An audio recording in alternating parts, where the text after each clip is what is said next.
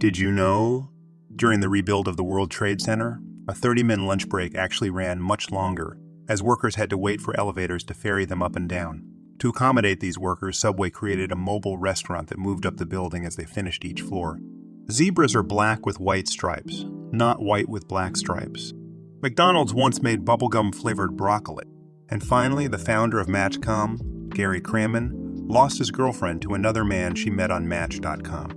Did you know these? Comment below if you did and subscribe for more.